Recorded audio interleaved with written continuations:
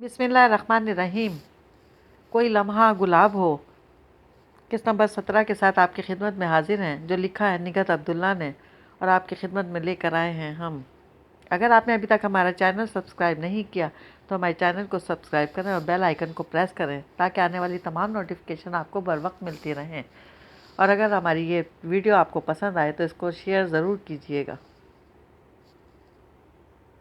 اور پھر کتنے ہی دن وہ انجان سی بنی رہی، اور جس طرح آفس میں اس نے جیلان آفندی کا جائزہ لیا تھا اسی طرح ان کے گھریلو معاملات اور معمولات کا جائزہ لیتی رہی۔ جیلان آفندی آفس سے آتے تو پہلے اپنی پہلی بیوی زینب کے کمرے میں جاتے، کچھ دیر وہاں بیٹھتے، اس کے بعد رات کے کھانے تک سنی کے ساتھ وقت گزارتے تو اس دوران اس کے سینے پر سانپ لوٹتے تھے۔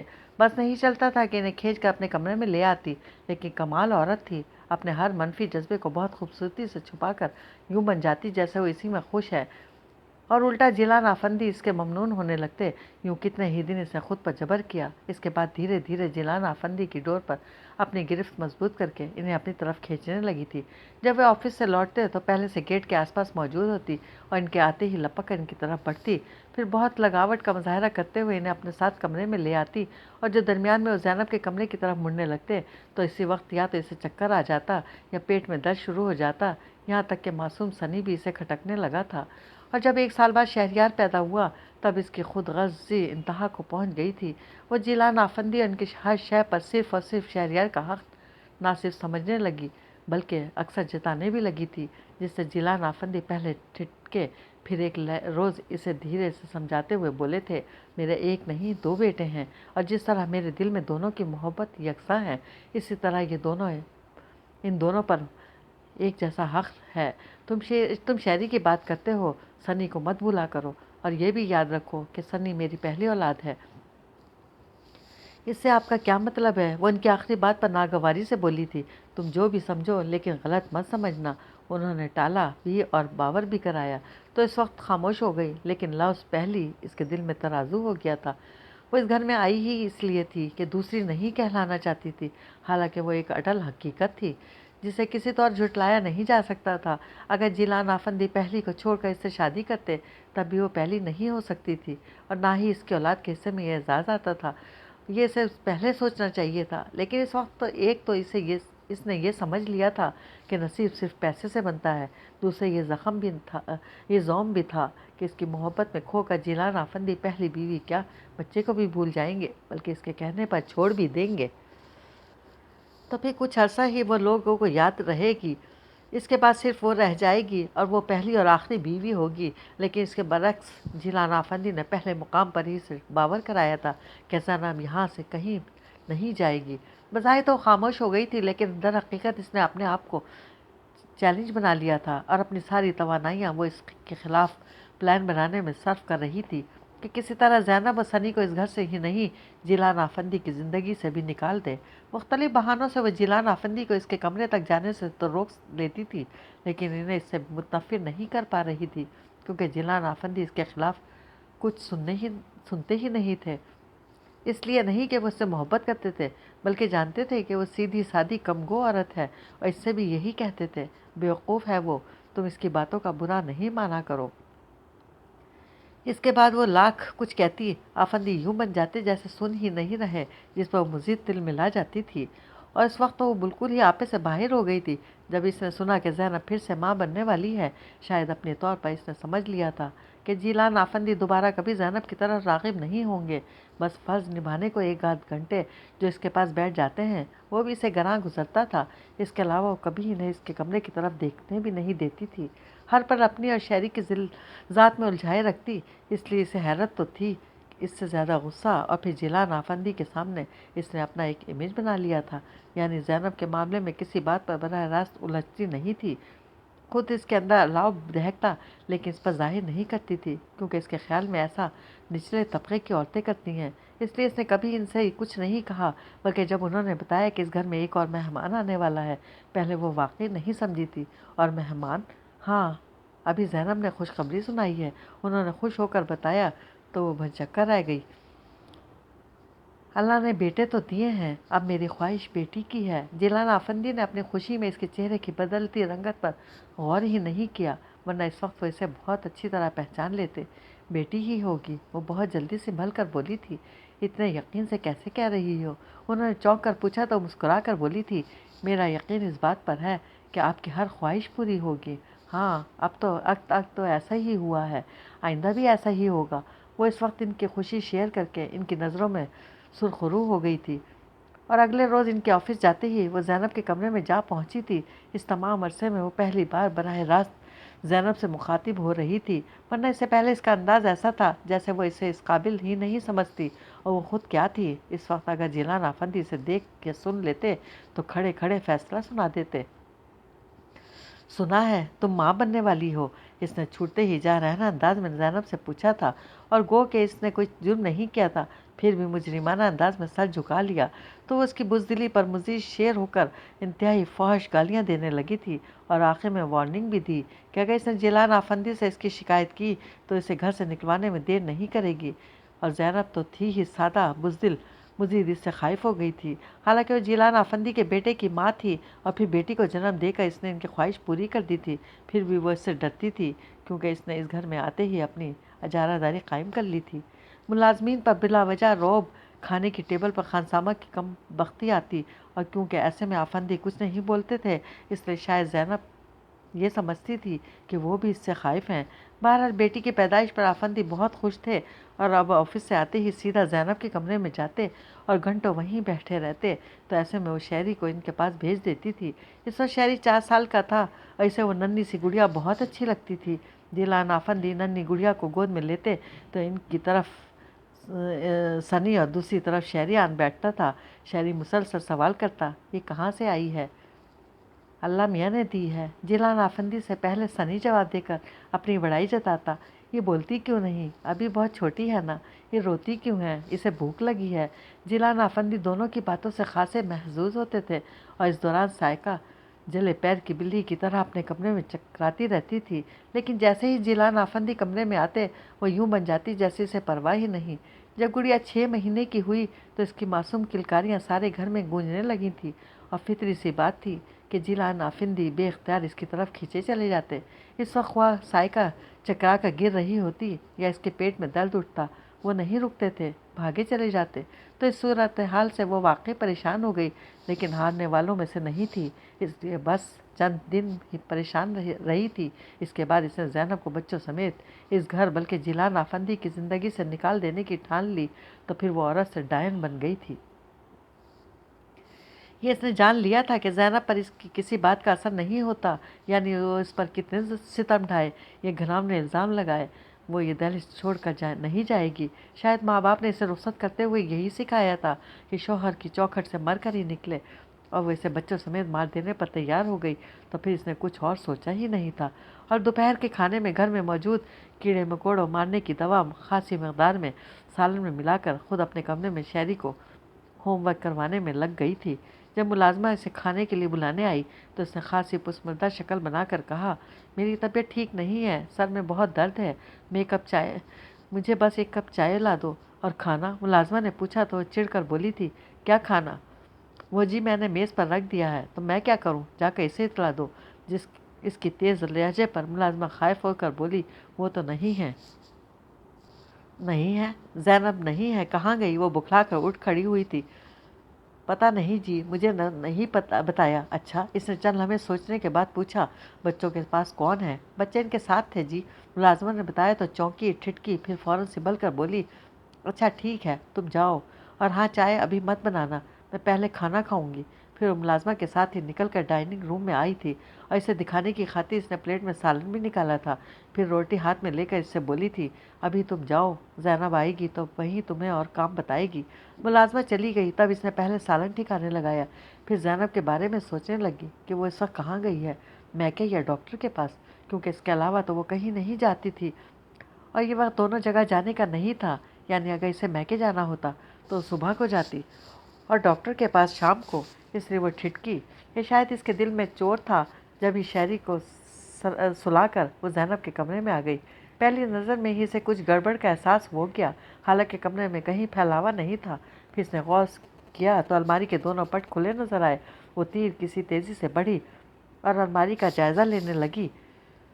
کچھ بھاری کام کے کپڑے تھے، اور بس दराज खाली है और लॉकर में एक लिफाफा इसके हाथ आया, जिसे उसने फ़ौरन चौंक करके देखा तो आफंदी के नाम खत था। गालबन बहुत उजलत में लिखा गया था, जिलान, मैं आपकी दुनिया से बहुत दूर जा रही हूँ, क्योंकि मैं साइका का मुकाबला नहीं कर सकती। वो औरत नहीं, डायन है, जिसे आज खाने में जहर मिलाते हुए खानसामा ने खुद देखा है। अगर वो मुझे ना बताता तो शायद आपकी वापसी तक मैं और सनी ज़िंदगी से हाथ धो चुके होते। मुझे अपनी ज़िंदगी की परवाह नहीं, लेकिन अपने बच्चों की खातिर मुझे अभी बहुत जीना है। मेरी दुआ है अल्लाह आपको इस औरत के शर से महफूज रखे। ज़ैनब। इसने ख़त मुट्ठी में दबाकर दांत पीसे, लेकिन इसका दिल काबू में नहीं था। इस ख्याल से ही इसे पसीना आ रहा था कि ख़त आफंदी के हाथ लग जाता तो। अपने कमरे में आकर वो कितनी देर तक किसी ख्याल के ज़ेर असर रही। बड़ी मुश्किल से इसने खुद पर काबू पाया था। पहले ख़त जलाया, इसके बाद चाहा कि कुछ देर सो जाए, लेकिन नींद कहाँ आनी थी। इसे ज़ैनब इसके बच्चों की परवाह नहीं थी, इसकी बला से जहन्नुम में जाए। बस ये सोच कर परेशान थी कि कहीं वो जिलान आफंदी तक ना पहुंच जाए। अगर ऐसा हो गया तो फिर जाने आफंदी इसका क्या हशर करें। इसके साथ इसे ख्याल आया कि अगर ज़ैनब जहर आलूद खाना खा कर मर जाती तो इसका हशर और भी बुरा होता, और ये इसने पहले नहीं सोचा था। अच्छा हुआ खुद ही चली गई, और अगर आफंदी तक पहुंच भी गई तो मैं साफ मुकर जाऊंगी। क्या सबूत है इसके पास कि मैंने खाने में कुछ मिलाया था? और खानसामा, इस नमक हराम को तो मैं नहीं छोड़ूंगी। आखिर वो खुद को कुछ इत्मीनान दिलाने में कामयाब हो गई थी। इसके बावजूद रोज़ाना की तरह शाम को ना तैयार हुई, ना लान में निकली। एक तो दिल में चोट था, दूसरे जहनी इंतशार ने वाकई से निढाल कर दिया था, और जिलान आफंदी पहले मरहले पर चूँकि इसकी मौजूदगी के आदी हो चुके थे, इसलिए इस रोज़ इसे मौजूद ना पाकर इन्हें अचंभा हुआ। जब ही सीधे इसके पास आए थे और इसका सुता हुआ चेहरा देखकर कदरे तशवीश से पूछने लगे, क्या बात है, तबीयत तो ठीक है तुम्हारी? हाँ, बस पूरी रात सर के दर्द से परेशान रही। वो बराह रास्त इन्हें देखने से खाइफ थी। जब ही अपनी कनपट्टियाँ दबाने लगी थी, ज़्यादा दर्द है तो चलो डॉक्टर के पास। उन्होंने इसके पास बैठते हुए कहा, आप पहले शावर ले लें। इसने गोया मना कि नहीं किया। बस 5 मिनट, तुम जल्दी से तैयार हो जाओ। वो टाई की नॉट ढीली करते हुए उठ खड़े हुए। तभी शहरी इनकी टांगों से लिपट कर बोला, पापा गुड़िया पास चलें? हाँ बेटा, चलते हैं। उन्होंने झुक कर शहरी को गोद में उठाया और जाने लगे तो घबरा कर बोल पड़ी, वो शायद मैके गई है। कौन? ज़ैनब। जिलान आफंदी ने पलट कर इसे देखा तो अपनी जगह पहलू बदल कर बोली, हाँ, मुलाजमा बता रही थी कि वो बच्चों के साथ गई है। सारा दिन गुड़िया की आवाज़ भी नहीं आई। अच्छा। जिलान आफंदी की हैरत बजा थी, क्योंकि ज़ैनब इनसे पूछे बगैर कभी नहीं गई थी। आप शावर ले लें, फिर डॉक्टर के साथ तरफ चलेंगे। शहरी, मेरे पास आओ। उन्होंने फ़ौरन इसका ध्यान बता दिया था, लेकिन जब तक इसे डॉक्टर को दिखाने के बाद इनके कहने पर रात का खाना भी बाहर ही खाया, और जब घर वापस आए तो ज़ैनब के कमरे में गए थे, लेकिन आज इसे मौजूद ना पाकर इन्हें मायूसी के साथ तशवीश ने घेर लिया था। उल्टे पैरों वापस से इसके पास आकर पूछने लगे, सुनो, तुम्हारे साथ कोई झगड़ा तो नहीं हुआ था? किसका? वो यकसर अनजान बन गई थी। ज़ैनब का। आफंदी, झगड़ा हुआ वहाँ होता है जहाँ दो फरीक़ों के माबैन कोई ताल्लुक़ हो, और हमारे दरमियान तो कभी रस्मी गुफ्तगू भी नहीं हुई। वैसे ज़ैनब ने आपसे क्या कहा है? इसने बहुत धीरज से टोकते और जताने के बाद पूछा। तो जुज़बुज़ से होकर बोले थे, ज़ैनब अभी तक नहीं आई। तो इसमें परेशानी की क्या बात है? परेशानी की बात यह है कि मुझसे पूछे बगैर, मुझे बताए बगैर गई है, और ऐसा कभी नहीं हुआ। हो सकता है इसके मैके में कोई बात हो गई हो। वो मुकम्मल तौर पर खुद पर काबू पा चुकी थी, और इसे यकीन था कि वो कहीं किसी मुकाम पर कमज़ोर नहीं पड़ेगी, इसलिए पूरे एतमाद से बोल रही थी। तो वो मुझे फ़ोन कर सकती थी। उन्होंने उलझ कर कहा। तो इस बार उन्होंने नागवारी से टोका, आफंदी, इसका मामला आप इसके साथ निपटाएं। जिलान आफंदी ने होंठ भींच कर कुछ देर सोचा, फिर कार्डलेस से लेकर ज़ैनब के कमरे में चले गए, और नंबर डायल करते हुए इन्हें अचानक कमरा खाली खाली सा लगने लगा। तो उलझ कर एक एक चीज़ को देखने लगे, जबकि इधर कार्डलेस भी कान से लगा चुके थे। हेलो, इधर से इनकी चची सास की आवाज़ आई थी। अस्सलामुअलैकुम। उन्होंने चौंक कर सवाल किया। खुश रहो मियाँ, ठीक तो हो? जी, आपके यहाँ सब खैरियत है ना? उन्होंने फ़ौरन पूछा तो इनकी तवक्को के ख़िलाफ़ जवाब आया, हाँ, अल्लाह का शुक्र है, सब खैरियत है। और ज़ैनब, मेरा मतलब है ज़ैनब से बात कराएं। उन्होंने कहा, ज़ैनब वहीं अपने घर होगी। तुम कहाँ से बात कर रहे हो? इधर से चची ने ताज्जुब से पूछा। तो उलझ कर बोले, मैं घर से ही बात कर रहा हूँ। ज़ैनब सुबह गई थी आपकी तरफ। हैं? इधर तो नहीं आई। फिर कहाँ गई? बच्चे भी इसके साथ हैं, और अभी तक घर वापस नहीं आई। उन्होंने यूँ जिरा की जैसे इनका कसूर हो। الہی خیر میری بچی۔ ادھر چچی رونے لگی تو انہوں نے جھنجلا کر سلسلہ منقطع کر دیا، اور اس دوران جو الماری کے ادخلے پٹ ان کی توجہ کھینچ رہے تھے تو وہ فوراً اٹھ کر اس کا جائزہ لیتے ہی چکرا کر رہ گئے۔ پورا سیف خالی تھا، جس کا مطلب تھا کہ زینب سب قیمتی چیزیں اپنے ساتھ لے گئی ہے، اور انہیں قیمتی چیزوں کی پرواہ نہیں تھی۔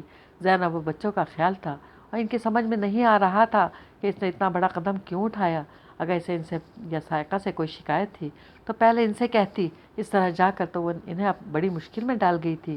اگر اپنے میکے جاتی تب بھی پریشانی کی بات نہیں تھی، کہاں جا سکتی ہے؟ وہ سوچ سوچ کر تھک گئے تو وہیں چیئر کی بیک پر سر رکھ کر آنکھیں بند کر لیں۔ ان کا ذہن بری طرح چیخ رہا تھا۔ کچھ دیر بعد سائقہ نے آ کر انہیں پکارا تھا، آفندی۔ وہ سوئے نہیں تھے، پھر بھی آنکھیں نہیں کھلیں تو سائقہ ان کا کندھا ہلا کر بولی، آفندی ایسے کیسے سو رہے ہیں؟ بیڈ پر چلیں۔ میں سو نہیں رہا۔ انہوں نے آنکھیں کھولیں تو ان میں اتری سرخی دیکھ کر اندر ہی اندر دہل کر پوچھنے لگی، کیا ہوا ہے آفندی؟ آپ کی طبیعت تو ٹھیک ہے، اور وہ زینب ابھی تک نہیں آئی؟ وہ شاید آنے کے لیے نہیں گئی۔ وہ بمشکل اپنا غم اور غصہ دبا کر بولے تھے، کیا مطلب؟ مطلب میں خود نہیں سمجھ پا رہا، تمہیں کیا بتاؤں؟ وہ سوچتے ہوئے بولنے لگے، وہ اگر مجھ سے یا تم سے لڑ کر جاتی تو اپنی ماں کے گھر جاتی، لیکن وہ وہاں نہیں گئی، اور جاتے ہوئے اپنے ساتھ زیورات اور نقد رقم بھی لے گئی ہے۔ اس سے تمہارے ذہن میں کیا بات آتی ہے؟ انہوں نے اچانک اس سے پوچھا تو وہ اندر مطمئن ہو گئی، بولی کچھ نہیں، تو قد توقع سے خود ہی کہنے لگے، نہیں میرا دل نہیں مان رہا۔ وہ ایسی عورت نہیں ہے جو کسی کی باتوں میں آ کر اپنا گھر بار ہونٹ بھیج کر نفی میں سر ہلانے لگے۔ تو چند لمحوں میں ہی اس نے جانے کیا سوچ ڈالا، پھر ان کے گھٹنوں پر ہاتھ رکھ کر بولی تھی، میں اگر کچھ کہتی تو آپ کو کبھی میرا یقین نہ کرتے، بلکہ یہی سمجھتے کہ زینب سے جل کر اور آپ کو اس سے متنفر کرنے کی خاطر اس پر الزام لگا رہی ہوں۔ کیا مطلب؟ انہوں نے چونک کر دیکھا تو نظر چرا کر بولی تھی، آپ جان تو گئے ہیں، اور مجھے تو بہت عرصے سے زینب کی سرگرمیاں مشکوک لگ رہی تھیں، لیکن یہ میرے گمان میں نہیں تھا کہ وہ اتنا بڑا قدم اٹھا لے گی۔ کیا دیکھا تھا تم نے؟ کیا سرگرمیاں تھیں اس کی؟ وہ تو سارا وقت گھر میں رہتی تھی۔ ہاں یہ تو آپ کو معلوم ہے کہ وہ سارا وقت گھر میں رہتی تھی، لیکن یہ نہیں معلوم کہ اس کے پاس کون آتا جاتا تھا۔ اس کے یقین سے کہنے پر وہ کتنی دیر اسے دیکھتے رہے، پھر تنفر سے بولے تھے، میں اسے زندہ نہیں چھوڑوں گا، اور جس کے ساتھ گئی ہے اسے بھی، دونوں کو شوٹ کر دوں گا۔ Relax Afandi relax. اس نے ان کا ہاتھ تھاما، لیکن وہ غصے سے اسے پرے دھکیل کر باہر نکل گئے تھے۔ پھر کتنا عرصہ جیلان آفندی پاگلوں کی طرح زینب کو ڈھونڈتے رہے تھے، اور اگر وہ انہیں کہیں نظر آ جاتی تو ایک لمحے کی تاخیر کے بغیر اسے شوٹ کر دیتے، کیونکہ جس طرح وہ گئی تھی اس سے اگر انہیں اس کے بھاگ جانے کا شبہ تھا تو اس شبے کو تقویت دے کر یقین میں بدلنے والی سائقہ تھی، جو اپنے مقصد میں کامیاب ہو کر حقیقتاً اندر سے بہت خوش تھی، لیکن بظاہر جیلان آفندی کے ساتھ ہمدردی جتاتی اور ان کا غصہ کم کرنے کی کوشش کرتی تھی۔ یوں دھیرے دھیرے وہ زینب کی طرف سے ان کا دھیان ہٹانے میں کامیاب ہو گئی، تو اس نے سمجھ لیا کہ اب جیلان آفندی بھی یہی چاہتے تھے۔ لیکن پھر اچانک جانے کیا ہوا تھا کہ جیلان آفندی پہلے اس سے اکھڑے اکھڑے رہنے لگے، پھر یکدم گم سم ہو گئے تھے۔ وہ پوچھتی تو ٹال جاتے، اور وہ قصداً زیادہ اصرار نہیں کرتی تھی، مبادا وہ زینب و بچوں کا ذکر کر لیں، کیونکہ اتنا تو وہ جانتی تھی کہ آفندی بچوں کو نہیں بھول سکتے، اور بچوں ہی کو یاد کرتے ہوئے ایک رات ان کے سینے میں درد اٹھا تھا۔ میں ڈاکٹر کو فون کرتی ہوں۔ وہ واقعی پریشان ہو گئی تھی۔ فوراً ڈاکٹر کو فون کیا، اور ادھر سے جواب نہیں ملا تو ایمبولینس بلا لی تھی، لیکن اس کے آنے سے پہلے ہی جیلان آفندی اس جہاں فانی سے رخصت ہو گئے تھے۔ 35 سال کو اتنی زیادہ عمر نہیں ہوتی، اور وہ اتنی ہی عمر میں بیوہ ہو گئی تھی۔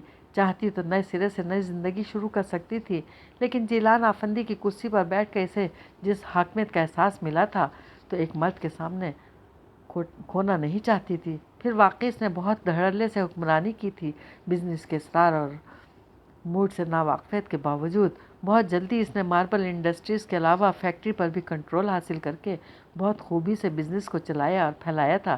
اس تمام عرصے میں یہ نہیں تھا کہ زینب اس کے بچوں کو بالکل ہی بھول گئی تھی۔